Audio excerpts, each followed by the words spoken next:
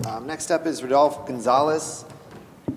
After a master's in science and interactive spatio-temporal visualization and a PhD in network theory, also a postdoc fellowship in the same field, his current focus is on developing an online interactive application to allow the exploration of Rwandan genocide survivors' life stories. He's working on that project at the University of Concordia's Department of History and Department of Geography. Working. All right. Thanks, everyone, for being here. My presentation is not to be quite as technical as what I've heard so far, so it might be, hopefully, maybe a little boring, but hopefully you bear with me. Okay, so I'm going to talk about cartography as an interface to explore displaced people life stories, and more particularly about a project I'm working on as a postdoctoral fellow at Concordia University right next door this way. I think I'm not very good with direction inside the buildings, but I think it is. Anyway, so it's a project that just started a few months ago. I'm not very advanced, but we have started working on a few things that I'd like to share with you today. I'm supervised by Sébastien Caquard at the Department of Geography of Concordia and Stephen High at the Department of History. So the project we're working on two previous projects from Sébastien Caquard on one side and Stephen High on the other side. The first one is Atlas Cine by the Sébastien Caquard, the Department of Geography. It was built in 2010 on Nunalit. Nunalit is a framework for online atlases. It's an ongoing project from Carleton University out in Ottawa. It's very versatile, and it was used as a base for Atlas Cine. Atlas Cine was, as the name implies, used first to visualize narratives from movies, but narratives being equals to other narratives, it was then used to visualize displaced people's life story from Haiti and Rwanda. On the other side, Stories Matter was software designed at the Center of Oral History and Digital Storytelling at Concordia as well, between 2008 and 2010. It's still working, like a lot of oral historians are working with it. It's based on quite a strong philosophy. It's designed to encourage oral historians to work on the original material of oral history, meaning videos or audio files, instead of the transcript, because they feel that working only on the transcriptions of oral testimonies actually loses a lot of what is being said through the gestural, the pause in the voice or the tone of the voice itself. So we're trying to put everything together through, merge everything through a cartographic tool, where maps would be a way of entry into the stories, so oral historians could browse their corpus of testimonies through the map. Our map could be used as data visualization to analyze the stories afterwards. And most importantly, or very importantly, maps would be used to share personal histories, from the bearer of stories themselves. Because in the case of the Rwandan genocide we are studying, it's mainly Rwandan people who emigrated to Montreal. And it's been a generation already. A generation of kids have been grown up in Quebec, and it's quite difficult for the families to carry the memory of these very traumatic events. So they want to use, we're working with them to use these tools to actually make the community remember what happened. So when we look at oral history document, usually we do it in two steps, by doing a close and a distant listening.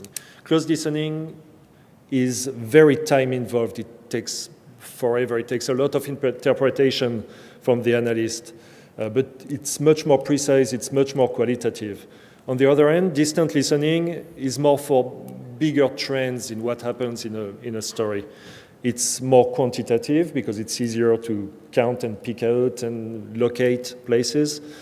And you don't need a lot of interpretation from the analyst. It's relatively quick, although that's really not true, because it takes for close to forever it feels like forever when you're actually doing it yourself. But compared to close listening, it's a little bit shorter. So that's an example of distant listening. That's a French abstract from the testimony of Oscar, a Rwandan refugee. I'm putting it in English. And we see, I put in bold case some places that can be put on a map. So Kigali, Rwanda, Gisenyi. And when you read it, I'm not going to read it because I know my time is going to run really short. Like the words are very strong. It's obviously the person doesn't speak from a script, but it's very well articulated. It's very strong. It uses quite some metaphors, like the colors of the town are not the same anymore. Even when the sun is shining, one cannot see the sun. When I went to Gisenyi, it was not Gisenyi anymore. It was now a morbid place, which didn't have any of the physical or symbolic characteristic it once had. So it's very, very deep and involved of a testimony. And, this very, once again, very deep testimony can be summarized in a distant listening perspective by the ridiculously small and kind of pathetic little spreadsheet at the bottom. So one can say, like, it takes a long time to do this stuff. Maybe we can automate it and actually make life of oral historian easier for them to do some close listening from. So that's going to be the rest of my presentation. So we designed a little protocol for automating this distant listening. And to the left, we have a little schematics of what we do. We start from the video and the transcription, actually. Transcription being made by the Rwandan community themselves. They're involved in the process at every stage. They made the transcription. We report to them. They bring feedbacks on what would be useful to them. So the issue, though, is that we need very close timestamps, as we see at the bottom here from the previous slide. The first column is actually times within the video. And we need to have these time markers very, very close to each other, very frequent, very dense, which is not the case when somebody transcribes, especially when it's somebody who's not professionally trained to transcribe. So what we did is, this is what it looks like. We have one timestamp every 10 minutes, lots of content between them, and it's not useful to us. So what we did was to hack our way into adding new timestamps. And in this case, we used Google's artificial intelligence engine API, which was designed for YouTube. YouTube actually provides some artificial intelligence tools to make automated subtitles. And we figured that actually, if it's good enough for subtitling a movie, adding timestamps specifically, it's probably good enough for us. So we wrote some scripts to send data through the API to YouTube and to retrieve it. It just so happens that when the sound is good, basically it works great. Except what we get back from it is a very scattered little file. So we wrote some more code in Python, so very simple stuff, to rearrange the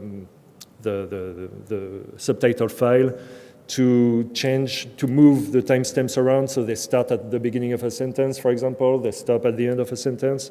We concatenate this stuff, we resample. And at the end of the process, which is automated and very satisfying, I have to say, we get this very dense series of timestamps, which then can be useful to us for the next step, which is the text analysis. For this, we work with the CLAC. It's the Computational Linguistics at Concordia lab, and yet another lab at Concordia, and the COGIT at the Institut Géographique National in France, who are two labs working on finding location and meaning within a text.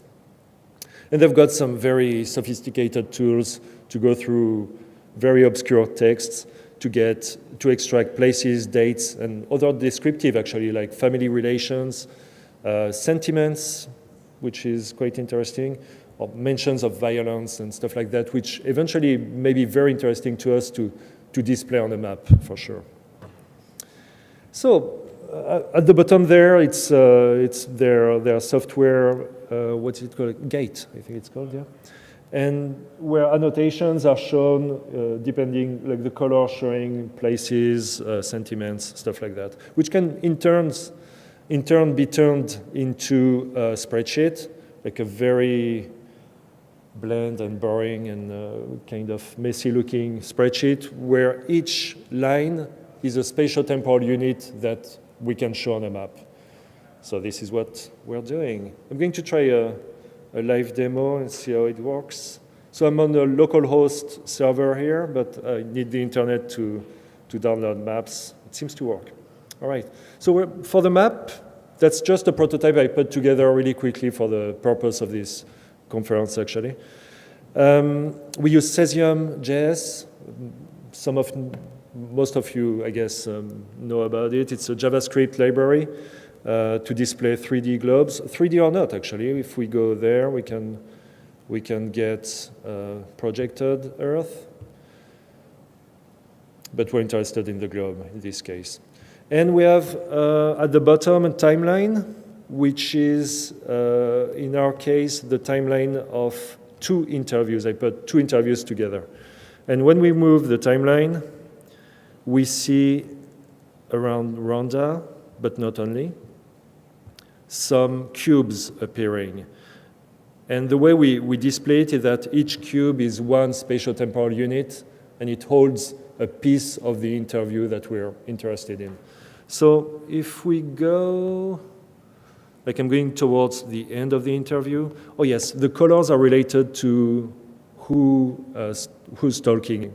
I have 2 interviews in this case, one male individual and one female.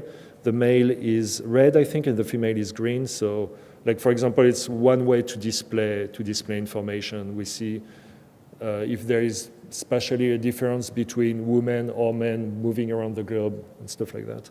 So, since it's 3D, we can make use of the vertical axis to show other information. Pun intended, the sky's the limit in terms of what you can show on the vertical axis. But in this case, we wanted to show the scale of what is being expressed in the transcript. So whatever is closer to the globe is more local, like a school or a street. And whatever is really high is broader in terms of scales, like here would be Africa, I guess. Yes, it is. And every time we click on a cube, on a spatial temporal unit, we get the video that corresponds to it. So in this case, as a callback to what I read before, like I read a section of the text about Kisani, the algorithm found this section among the text. A 5-hour video, by the way, it's really long. But when we click on it, we have the exact place in the text where in the video that talks about it.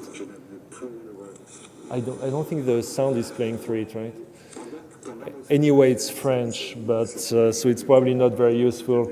But what you can see, and what I want to express, showing you that, is that we get back to the original philosophy of stories matter, which is like keeping really close to the original material in order to not lose what is being expressed. Like the face, the refugee, the individual. His facial expression.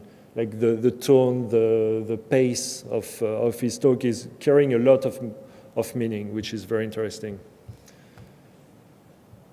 So, to conclude, transcriptions, as I already said, as an oral history document, are often not enough to grasp the untold dimension or qualitative aspects of what the storyholder is communicating. Through what I showed you, which is arguably very mechanistic, so we go through a transcription process, an artificial intelligence time stamping process, through text analysis to shape spatiotemporal units, to extract spatiotemporal units from the text, and then mapping, so it's all very procedural, very mechanistic. Then we managed to provide an interface to easily access the raw material with all its subtleties. So we get back to the human aspect of the document through very, very code and computery processes. That's it, thanks.